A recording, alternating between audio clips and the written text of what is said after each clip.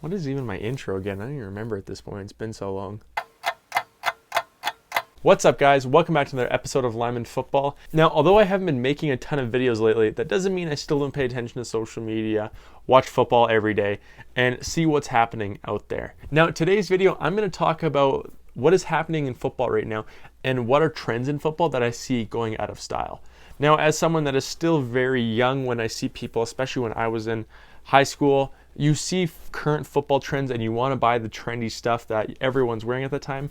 The problem with that is, though, a year later, you don't want to wear it anymore because it's really not in style and it's a look that you don't want to represent. So I want to go over the things that I think, based on what I'm seeing other people do, will go out of style this year.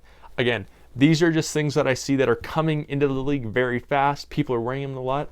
And then I already see players and different people dropping off of these trends. So before people get involved in them, I want to stop you and let you save your money and buy something a little more versatile.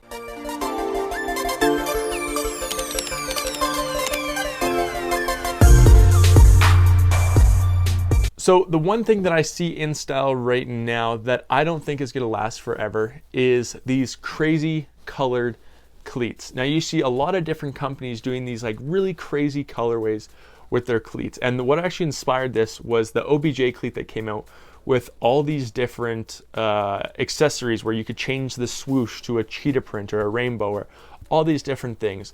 Companies are really making really cool, unique cleats, which I do think are good conversation pieces.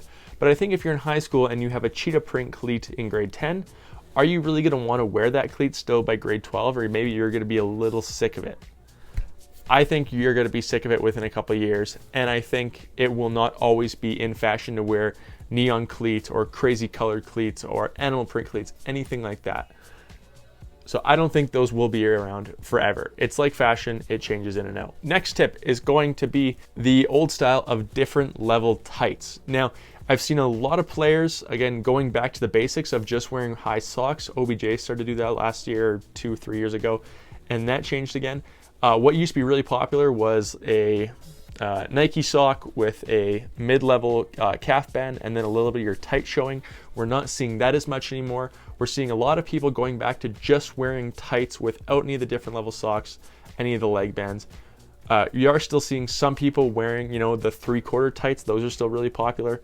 But as far as all these different levels and having arm or calf bands mixed in with, different layer, that's not being seen as much now, and that's going out of style, I think, too. All right, now the next one is going to be insane, crazy colored visors. So a couple of years ago, before, when it was just like Oakley that was making them, you had all these different iridium visors that were really popular but very expensive. They were like $250 for visors, so they weren't very popular.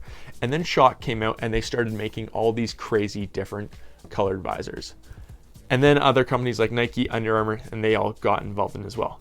Now, I will say these visors are incredibly cool and they look really unique. Shock has a ton of great products. I had a bunch of Shock visors as well. But that's mostly because now at this point I use them all for show pieces. So I love them on a show helmet because you're able to use the different iridium colors to accentuate different parts of the helmet and make it tie in. It works. However, you used to see a lot more players in pre-game warm-ups wearing all these different iridium visors in the NFL, CFL, NCAA, whatever it was, but you're not seeing those as much anymore. Not as many NFL players are wearing all these crazy colored visors in practice and in pre-game. So for that reason, I think because the amount of these crazy visors that have become incredibly easy for everyone in the market to get their hands on, they're not as popular anymore. Okay, the next one that I'm seeing come back in a bit right now, but I know will go out again, is going to be tape on the face mask. So especially in high school this year, I saw a lot more players with tape on their face masks and doing that Sean Taylor style where they're adding tape in different areas. Now, granted, yeah, that trend might be coming back in right now with players that are, paying homage to Sean Taylor or whatever they want to do. However, it did fall off for a long time, which means it'll come back in and it'll fall off again the way fashion repeats itself. So I don't think tape on the face mask is going to be a look that lasts very long. And personally, it's a look I never liked. I hated it. Another reason I hate it is because people use like the hockey tape. And when you finally go to take that tape off the face mask, the residue and the pain it is to get all those off, it is such a pain. It is so quick to put all that tape on, but when you finally want to take it off, it's a nightmare.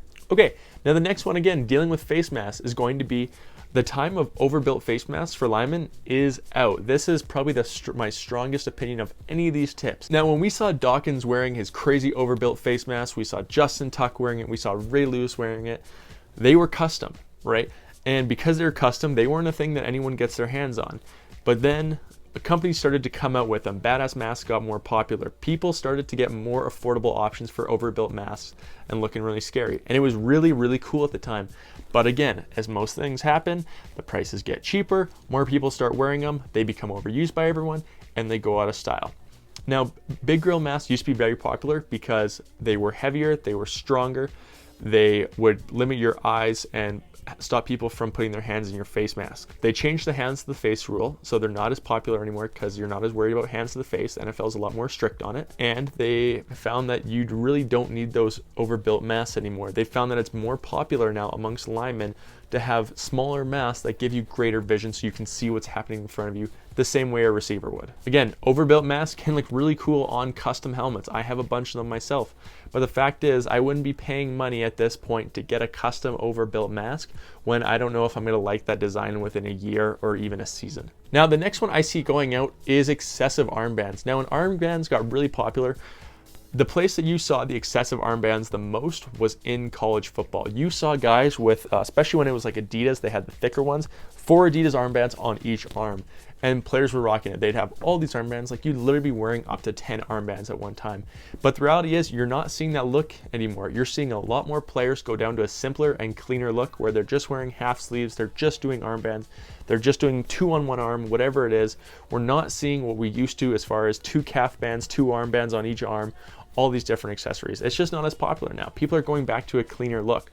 So I think if you have more than 2 sets of armbands, that might be really all you need. If you have 1 set of white and 1 or 2 sets of your team colors, say if your colors are white, red, blue, if you have 2 of each, so it's 6 total armbands that you're mixing in wherever you want, that is plenty. I would never be going over 1 or maximum 2 armbands on your upper, and definitely maybe 1 or 2 on your calves if you want. But again, I found that not as many people are doing that as they used to. Now, the next one is going to be a general rule of thumb, and it's the final one, and that is that you don't want to get with anything that mimics current fashion trends. So if you're seeing certain kinds of cleats, like I talked about with the animal patterns on them, if you're seeing other things like baggy shirts, because again, baggy is really in right now, these different kind of pants, whatever you're seeing, if they're these collaborations with streetwear companies, if you're seeing some stuff that is making its way from fashion to streetwear to football, then that is going to be a current trend that goes out of style. If you see something that is timeless, then you know that you're going to be good to go. A really simple way to do this is just look back 10 years ago or 5 years ago at what players were wearing. You'll see consistent themes that I'm going to talk about in a separate video. So there you guys go. I hope you guys enjoyed today's video. Now you are going to want to watch part 2 of this, where I talk about what are the timeless football accessories that will not be going out of style anytime soon. Again, I hope you guys enjoyed this video, and as always, thanks.